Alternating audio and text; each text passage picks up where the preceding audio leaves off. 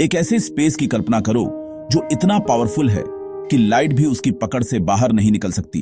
एक black hole यह कोई छेद नहीं है, बल्कि एक ऐसी जगह है जहां ग्रेविटी इतनी ज्यादा है कि मैटर एक बहुत छोटे और डेंस पॉइंट में क्रश हो जाता है।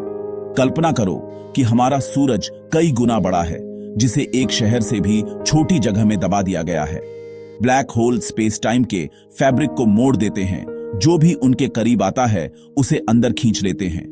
हम उन्हें सीधे देख नहीं सकते, लेकिन हम उनकी मौजूदगी का पता उनकी आसपास के स्टार्स पर पड़ने वाले असर और मैटर के अंदर गिरने पर निकलने वाले रेडिएशन से लगाते हैं। एक ब्लैक होल खालीपन नहीं है, यह एक कॉस्मिक पावर हाउस है, एक रहस्य जो फिजिक्स के बारे में हमारी समझ को चुनौती देता है। ब्लैक होल को एक्सप्लोर करने से ह्यूमन नॉलेज और इमेजिनेशन की बाउंड्रीज का पता चलता है।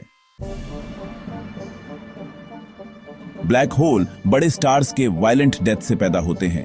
जब एक विशाल स्टार का फ्यूल खत्म हो जाता है तो ग्रेविटी की वजह से उसका कोर एक पल में कोलैप्स हो जाता है। इससे एक सुपरनोवा होता है, एक ऐसा एक्सप्लोजन जो इतना ब्राइट होता है कि वह पूरी गैलेक्सी से भी ज्यादा चमक सकता है। जो बचा है वह एक डेंस कोर होता है। अगर वह काफी भारी है तो वह और कोलैप्स होकर एक सिंगुलैरिटी, एक ब्लैक होल बन जाता है। सुपरनोवा स्पेस में एलिमेंट्स को बिखेर देता है, जिससे नए स्टार्स और प्लैनेट्स बनते हैं। ब्लैक होल कॉस्मिक रिसाइक्लर्स हैं, जो डिस्ट्रक्शन से पैदा होते हैं लेकिन क्रिएशन के लिए जरूरी हैं। वे स्टार्स के लाइफ और डेथ के साइलेंट मॉन्यूमेंट्स के रूप में खड़े हैं। यूनिवर्स की सबसे पावरफुल ऑब्जेक्ट्स एक शानदार अंत के साथ शुरू होती है।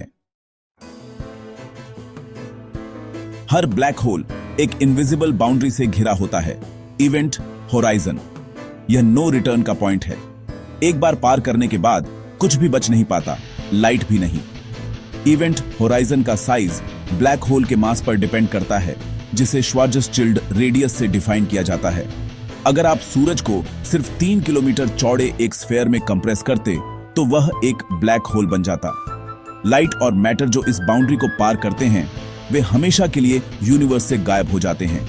इवेंट होराइजन ही ब्लैक होल को सचमुच ब्लैक बनाता है, अज्ञात की ओर एक वन वे डोर। यह एक कॉस्मिक व्हील है जो अंदर जो कुछ भी होता है उसे यूनिवर्स के बाकी हिस्सों से छिपाता है।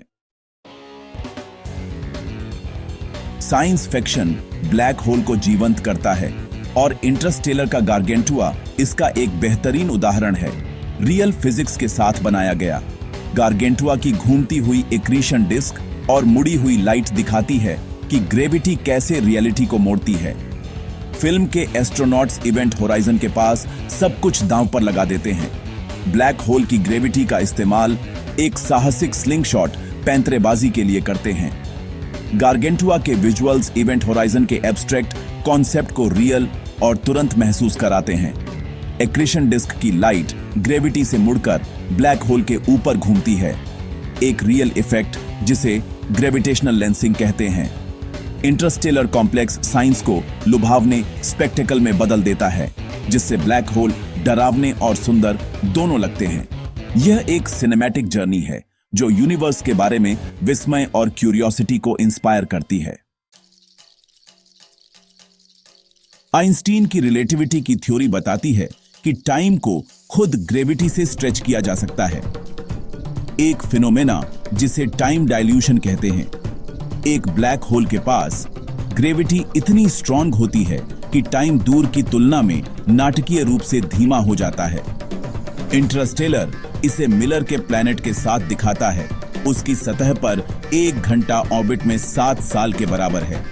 यह सिर्फ फिक्शन नहीं है, यह फिजिक्स का एक रियल कॉन्सिक्वेंस है।